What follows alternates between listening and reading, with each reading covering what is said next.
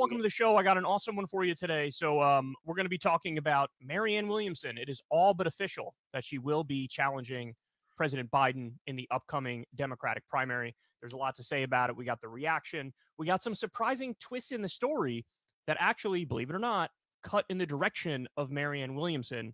Biden has basically picked a fight with a state party that could come back to bite him in the butt. Look at him selling hope. I also have Vivek. So think about what the premise he's giving here. So I'm not going to be long on this point, but why would you leave it that? The premise that he's trying to sell is that, guys, maybe there's a chance. What's the point of interjecting that? Oh my God, Biden may pissed off some party over here. Maybe there's a chance. No, Kyle, there's no fucking chance. Grow up. It we're gonna sound like South Park all this segment, okay? No, Kyle. Kyle, we're gonna sound. Yeah, you go back like 10 seconds. That's why he interjected that point. It's hopium to groom his audience to believing that there's a chance. Guys, don't waste your resources on this bullshit. Go ahead, CJ. No, it absolutely is hopium, because even on what he's trying to sell you on, that it's New Hampshire. New Hampshire's mad, so now he's really in trouble, because New Hampshire it's the overblown. Yeah, it's the overblowing of New Hampshire, and I'm not saying New Hampshire's not important. I'm just saying it's overblowing New Hampshire as some sort of they're gonna run to indicator. Yeah, let's listen though. Has basically picked a fight with a state party that could come back to bite him in the butt. So we'll talk about that. I also have Vivek Ramaswamy is a new declared presidential candidate. They call him the CEO of Anti-Woke Incorporated. This guy's endless entertainment. I got a bunch of videos for you. We'll dive into his record. We'll talk about all that stuff. And then later on in the show, we have the right-wing civil war continues. Laura Ingraham and Steve Bannon go to war with. Now, I'm going to skip past this, but just to point out, since he's saying this, you see what they're talking about? You see no stuff they're giving their audience. No stories exposing NATO. No stories exposing the pre-industrial complex. It's just nothing but jokey bullshit in order to make Democrats look better than Republicans. That's all it is. Yeah. As time goes by, we know that the Democratic establishment and their media goons like to play dirty, but this is very, very early in the process for the smears to start. So here's MSNBC. They're going to talk about how it is now all but official that Marianne Williamson will run against Joe Biden, and we'll dissect this. Here we go. Now, this is a video you may have seen here. I don't know if I covered it with you, but I played it before, so we've seen it, but let's listen again. Before President Biden has drawn his first Democratic challenger. Best-selling self-help author Marianne Williamson has announced her plans to run for president. Williamson, a progressive Democrat, ran for the White House in 2020, but she dropped out of the race just before the primaries and caucuses got underway. Joining us now to discuss this, White House reporter for Bloomberg, Akela Gardner. All right, Akela. So he calls this a smear. Just understand, this is a smear to It's Kyle. still wild to watch these people go to the bat for Marianne like this, man. Like, he had the video ready. He was about to go after all the critics. It's so wild that they chose her, man. I'm still hard to get over, but let's continue. You have to defend her. Yeah, it's pretty underwhelming. Marianne Williamson aside, does the White House anticipate other candidates jumping into the Democratic primary the longer that Joe Biden does not say he's running? Now, let me interject here to say there's literally no way anybody who has a connection to the Democratic Party will run other than Marianne Williamson. Why? Because they're all good little boys and girls who wait their turn and stay in line and play patty cakes with the establishment. You see how he's trying to prop her up as she's a rogue person. Yeah. You see, that's why we need her, because she's not afraid to go. Really, that's what we're doing. What a sell. What a sell. So it's Marianne Williamson, and that's it. It's one-on-one, which, again, is the best case scenario for Marianne Williamson, even though, of course, it's a massive. It is the best case. Because if Joe Biden doesn't run, Bernie Sanders is gonna run, and that's even worse for Marianne Williamson. I was laughing because we are literally only a few minutes in. There have been so much hopium. You guys see the New Hampshire thing, like best case. It's like there's so much appeal to emotion in this video. It's all about getting people hyped up for Marianne Williamson. Like this might as well be a campaign ad. Might as well be a campaign ad for Marianne Williamson. Which we know the Vanguard, Cal Kulinski, Crystal Ball, and these people, they are more than happy to fill that role, be part of that industrial complex. But let's continue. Massive uphill climb either way. I don't think the White House ever expected to get a serious challenger. And I wonder if they would even consider Marianne Williamson a serious challenger at that. Literally no. Hey, Cal about to be mad. Cal's about to get mad. But Cal, I'm here to tell you, bro. Literally no one except you and your friends are taking this seriously. So I want to hear what you had to say. But I feel like you're about to get sassy. You should. What you said is objectively true. But go ahead. Didn't even get her name right. Marianne Williamson is what she just said. Oh, he's mad. Oh, he's offended. Oh, he's mad. He got her name Let me wrong. Go back because I didn't notice that. No. Let me hear it. Yeah, let's hear it again. But Cal, dude, she's right. I'm sorry. Go ahead. Let's watch the video though. Oh. Didn't even get her name right. Oh, sorry. I guess I didn't go back far enough. Let's go back here. A serious challenger. And I wonder if they would even consider Marianne Williamson a serious challenger at that. Yeah, I didn't know that either, too. I didn't even notice that. Didn't even get her name right. Marianne Williamson is what she just said. I don't know if the White House will take her seriously. Yes. Remember all the talk from the Democrats about how democracy is so important. We're saving the country from Donald Trump. He's doing an assault on democracy. We believe in democracy. Yes. Then all of a sudden, we try to exercise democracy, and they're like, democracy. You want to challenge the guy? Bro, he's an ironclad candidate. You can't beat him. Dude, what they are saying... 85 years old and can't complete a single sentence anyway. What they are saying, based on that panel, like we saw the tweet with a guy that said that she shouldn't be allowed to run.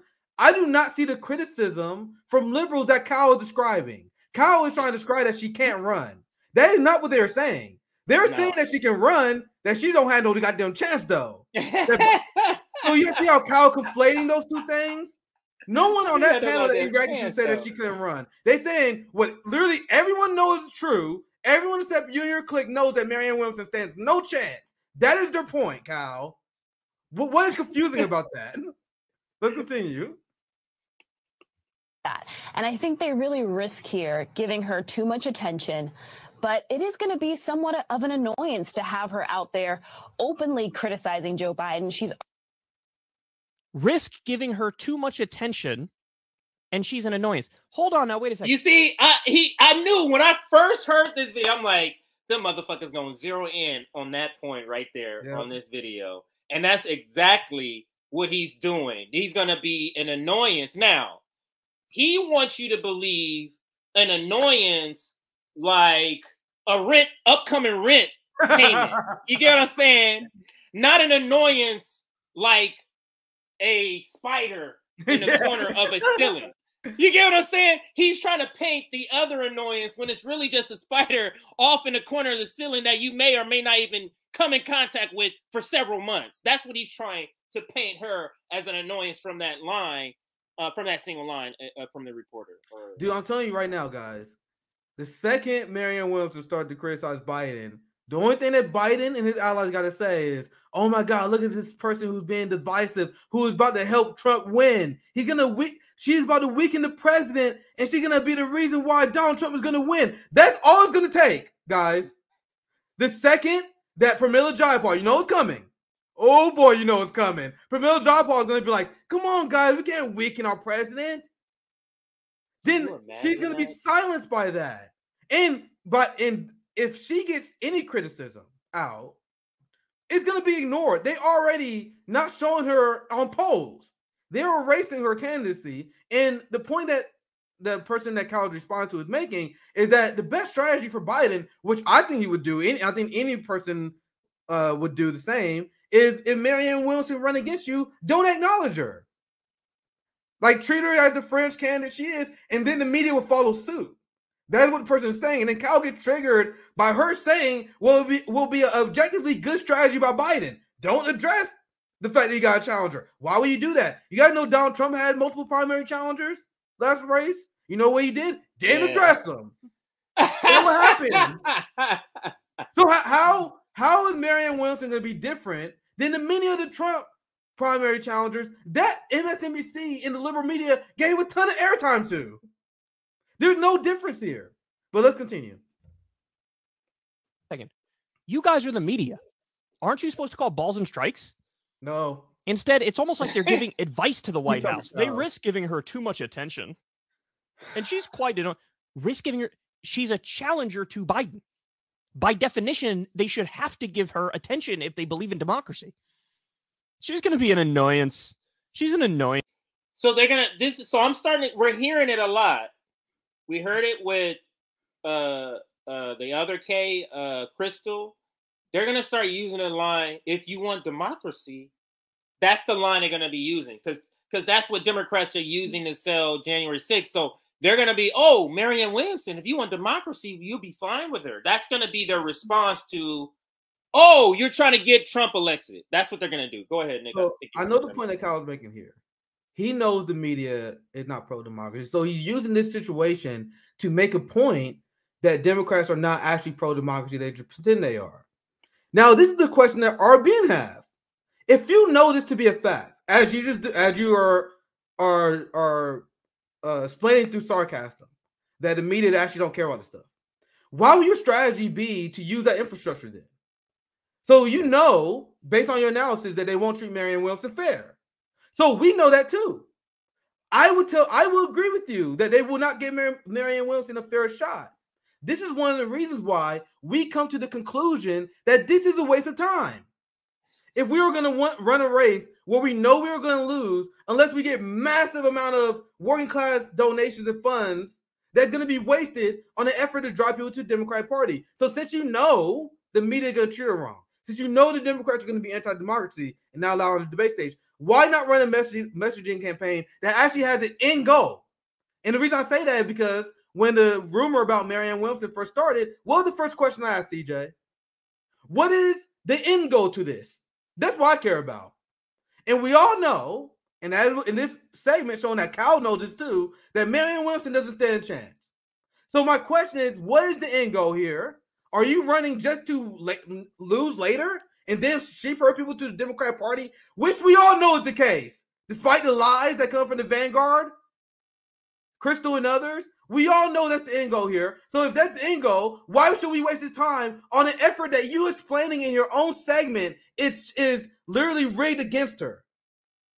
You gotta see, there's like, you do these analysis, but you don't apply this analysis to your strategy, because your analysis displays how this thing is rigged. So if you know this is rigged, why is your strategy not adjusting to that fact? So me and CJ and my family at RBN, we know the game is rigged.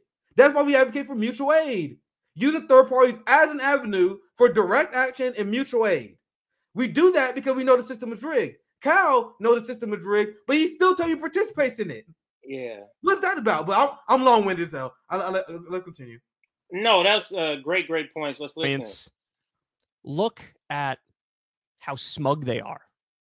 Look at how condescending they are.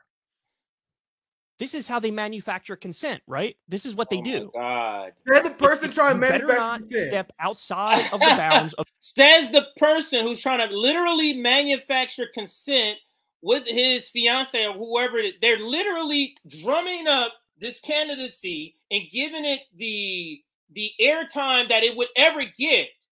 Because Nick, think about it. If they weren't pushing it, it wouldn't be like we would just be. It wouldn't even be a thing on the. It would be like, oh, she's running. Oh, that girl's running again. Okay, cool. That's it. But it's only a thing because you're trying to manufacture that, and you're trying. It's so unreal that the person who's trying to manufacture consent is saying somebody's manufacturing consent against her. But this is their thing. They're going to use this language throughout. I believe, her candidacy. Of the Overton window. If you do, you're going to get viciously mocked and derided. Okay, I want you to hear this point about the Overton window. So let me rewind it, because she's supposedly a person that's going to be moving the Overton window to the left. I don't know how, but she is that person. It's you better not step outside of the bounds of the Overton window. If you do, you're going to get viciously mocked and derided. And then she's not. And treated like a... She's not stepping outside the bounds. Where's criticism over Ukraine? She's well within those bounds, Kyle. Go ahead, though. Fool. They're insulting everybody's intelligence. By the way, a poll just came out the other day. Only 25% of Americans want Joe Biden to run again. 25%. They also came out with a poll where Marianne Williamson was nowhere to be found. Look, stop cherry picking info, Kyle. Yes, a lot of Democrat voters don't like Joe Biden, but those polls come out every election. That's what they don't tell you about. But partisans will vote for whoever the party put in front of them. So they will say, I don't want Joe to run. But if Joe Biden nominee, that doesn't mean they're not going to vote for him. You know what I mean? If there's how is this any different? Yeah. How is this any different than the last election? Wasn't he polling less? This is not any different. Didn't they say vote for him regardless if you like him? Remember, his enthusiasm was low. Like they're acting like this guy didn't have this same situation where people were kind of like with him, and that's how they are now. But this goes to the manufacturing of consent that you're doing, Kyle. You're trying to rewrite history as if this hasn't been Joe Biden previously. Yeah. You're trying to rewrite history about New Hampshire in order to sell your candidate, Kyle. And let's continue. So based on that poll, shouldn't you be out here saying, hey, great, Biden as a challenger. This is, the majority of Americans want to replace him. Well, here we go. Now here's another option. Nope. They're playing defense for the Democratic establishment and the status quo. Already what's said the strategy to she's overcome disagreed. It? You guys know they will talk about it, but what's your strategy to overcome it for the people who advocate for the strategy? Because they've been doing this every year. This is not new. They're going to do the same thing again, CJ, and then they're going to lose this election because of dark money. They're like, oh, my God, if it wasn't for dark money, we would have won. Let's try again next year. These people are designed not to learn their goddamn lessons. Like, this is a very basic analysis, which is true. Like, he's telling the truth about the media, but this analysis we already know about. So why are we going through the same strategy knowing they're going to do this? But go ahead, CJ. I know you want to chime in. Go ahead. No, this points out to the failed strategy, to your point. Like, just think about this. The only political group that's in this predicament that Kyle and progressives find themselves in are progressive Democrats. In the sense that it's the only group that's in a party that doesn't fucking want them or their policies whatsoever. And you're steady fighting to just get elected. And then there's a second fight that you got to fight for policy. So there's two fronts that you don't fight. You know how they say it's an easier path through the Democratic Party? No, it's not. You're fighting two fights in the Democratic Party, where if you went third party, you're not fighting two fights. You're fighting against people who don't even fucking want you. That's why they're keeping dark money in their primaries. This is such a failed strategy, and you having to talk about it in this way is proving that, Kyle. It's such a flawed strategy. With his view on the economy, which we know is always a huge issue for voters. It was in the midterms and will likely be again in 2024. And so they risk giving her attention, but also having to address this very real criticism that Biden has faced, that he is disconnected with everyday Americans who are going to the grocery store and seeing high prices on eggs and continue to feel the effects of inflation. And so it's certainly an annoyance to them, but I don't think we're expecting any other prominent Democrats, especially anyone holding public office, to jump into this race. You're right. People should just remember the role Jill Stein played in 2016 for an example of a nuisance that someone on the left can be for a Democrat. I can't believe he interjected that at the end about Jill Stein. That was a little eye-opening to me. They brought up Jill Stein. Jill Stein ran in the Green Party. And what did she get? 2%, 1%, something like that. Some very low percentage of the vote. She got more votes in the general election than Bernie Sanders did. That's the only thing that matters. There's one person who quit, and there's one person who continued the messaging campaign against the establishment. There's one person who got more general election votes, and that's Jill Stein. Period. You guys quit, and you guys taking it as a badge of honor. How many votes did Bernie get? What percent did Marianne Williamson get? Oh, they got none because they dropped out and endorsed Biden because they are cowards. So let's continue. Is running as a Democrat. They can't make the argument anymore of, oh, it was a spoiler effect, spoiler effect. They trot out that spoiler effect argument. And by the way, it's a dubious argument at best anyway, but they trot it out when talking about third parties. This is Marianne Williamson running as a Democrat. Now, by the way, why is she running as a Democrat? I think the answer is very simple.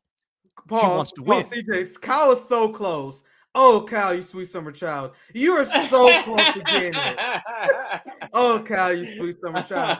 It's almost like running a primary challenge against a president. They're going to treat you the same as a third-party candidate. It's almost like RBN was telling you guys that. So instead of running within the Democrat Party, you might as well run a third-party campaign. Kyle is so close to understanding that fact. He's like, and this is the point that Kyle was making, like, oh, my God, she's playing by the rules. She's playing by the rules. She's running as a Democrat. You guys still attacking her. Exactly the point. That's why you go third party, because they're going to treat you like shit anyway. But what you guys are doing, or you guys are misleading people by leading them to believe the Democratic Party is where change occurs.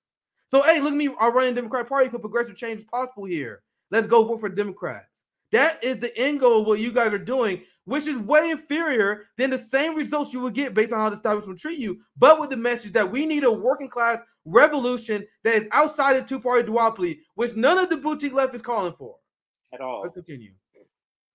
You know, if you run as a third-party candidate and you get 4% of the vote, you're doing phenomenally well compared to most modern attempts at a third-party candidacy.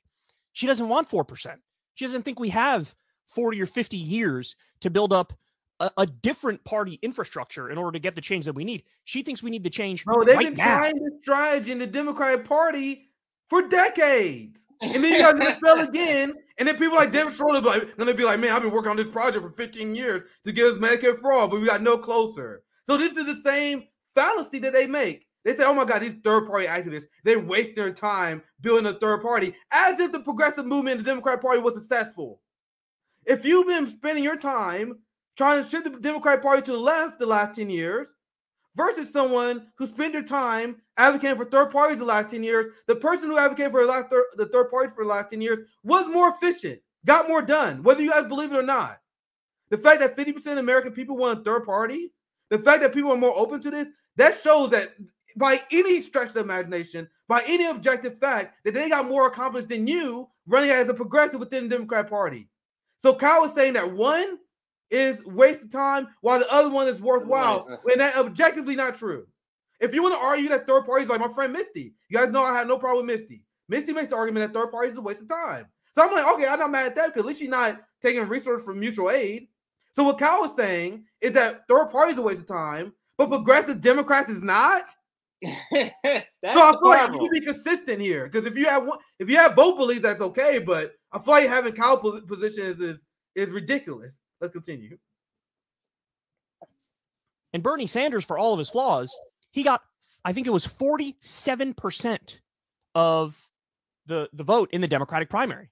Now, I'm no genius, but 47% sounds a hell of a lot higher than 2%. So she's right. He's comparing, for his, I guess, low intellect people watching, he's comparing 46% of a primary to 2% of a national election.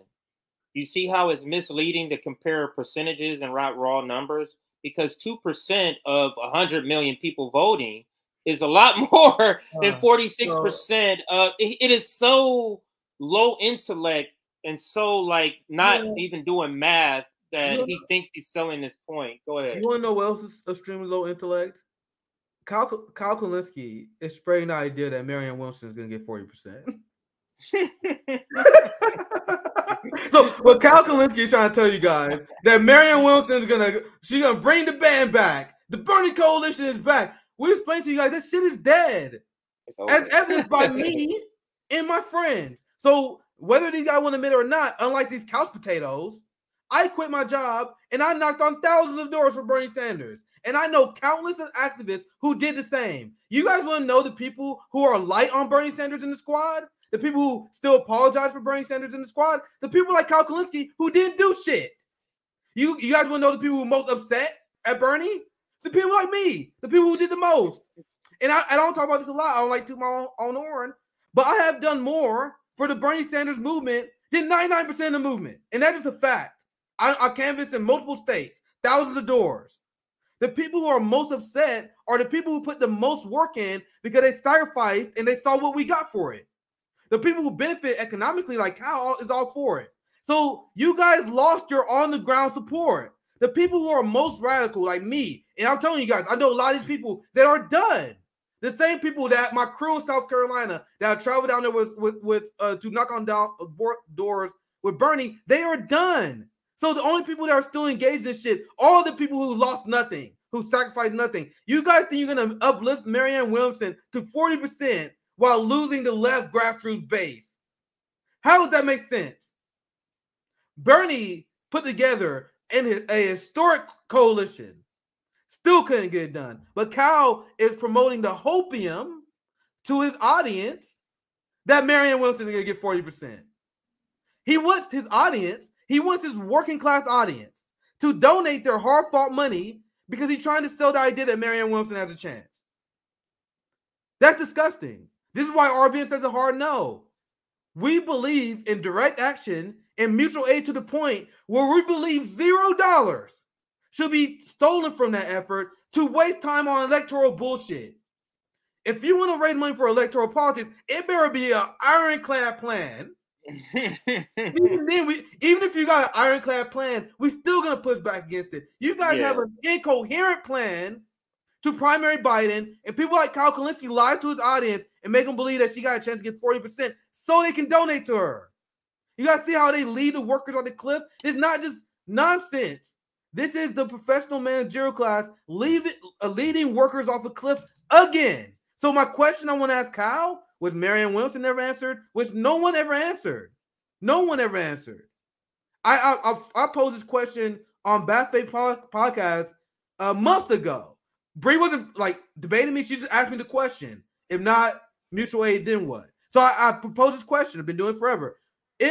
Why should workers donate to the electoral politics campaigns that keep failing instead of donating that to mutual aid campaigns?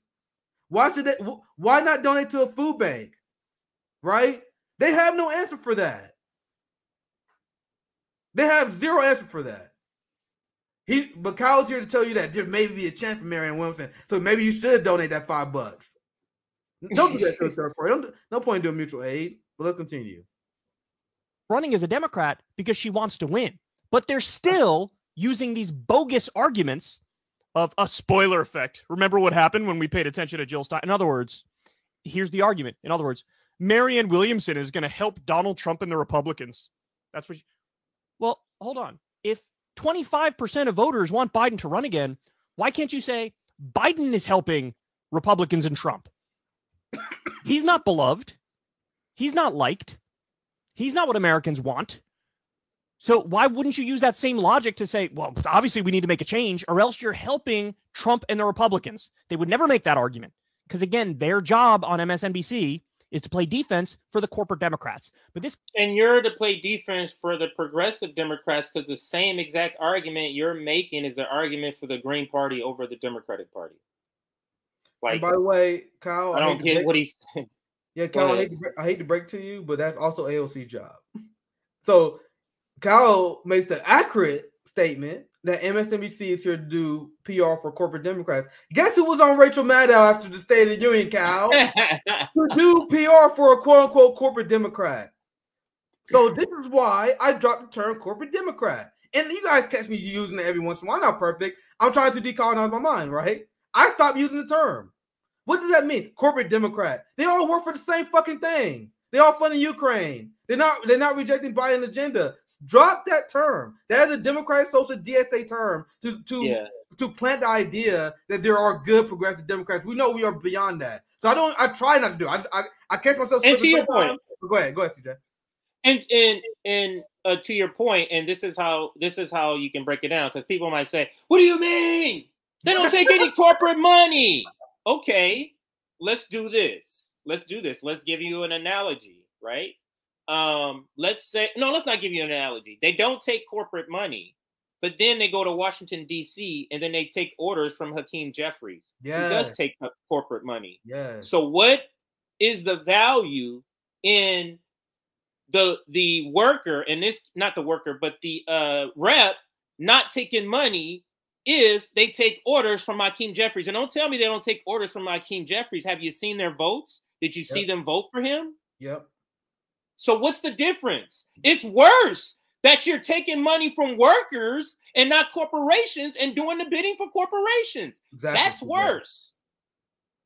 Exactly. So let's finish out with Kyle. He got a couple of more points I want us to just kind of combat, and then we can close this out here. This gets really, really interesting, guys. This is my favorite fact of the day that I'm about to share with you.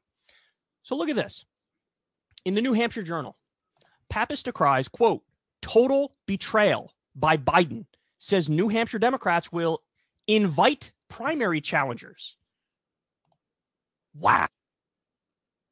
So now understand. This is selling.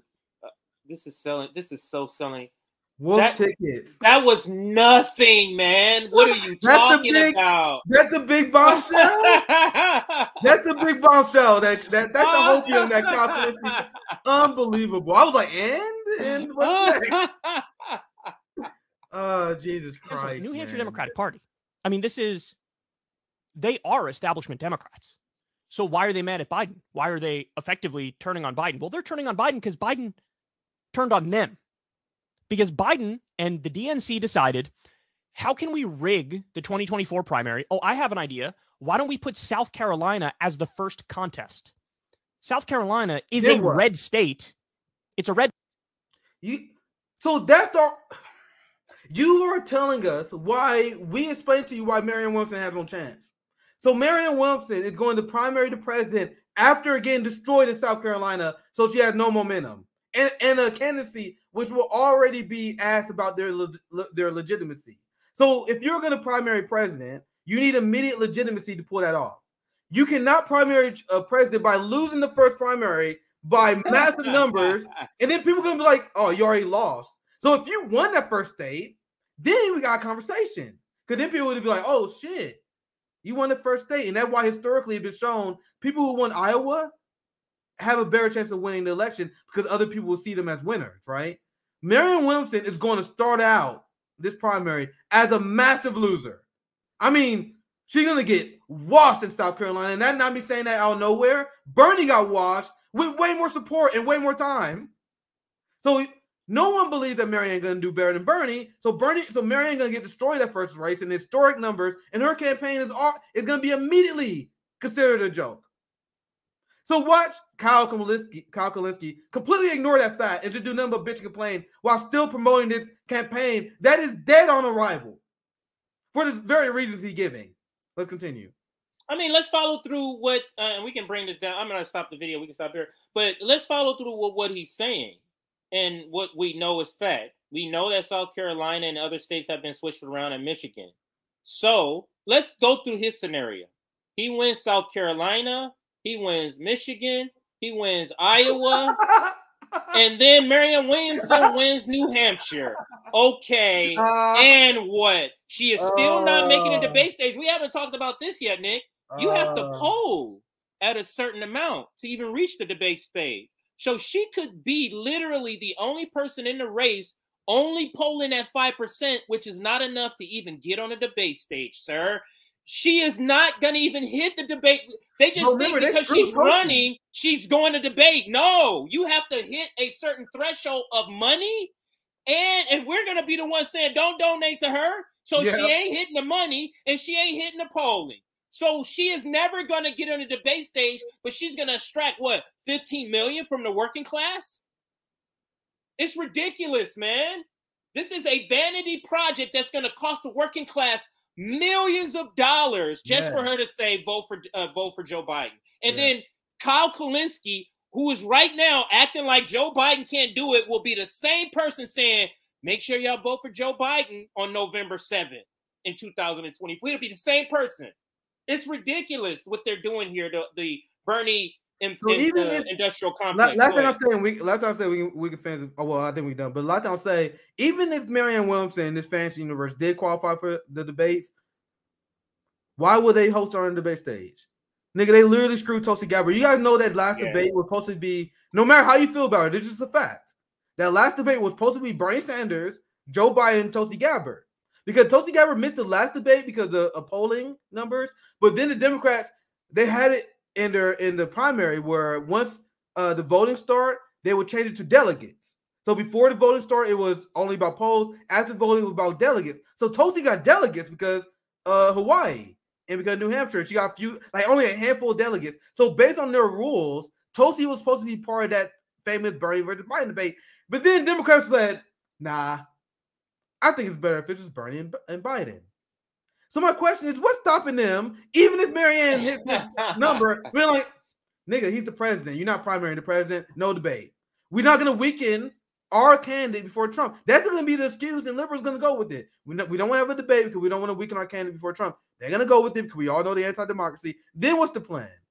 At that point, we are already millions of dollars in, the working class already donated. Exactly. See, what we are doing, and it's obvious, we are trying to cut the head off this electoral dragon before the motherfucker grow. You guys see what I'm saying? Yes. Before we wasted the millions. By the time Kyle Kulinski and the dumb left realize they stand no chance, we are gonna be $1 million in. And then they're gonna be like, man, the Democrats screwed us again. God damn it. Democrats screwed us again. $1 million in.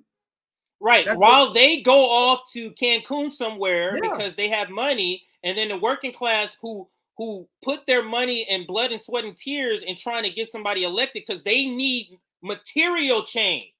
That's what these people don't get. The professional, they're not doing this as a hobby.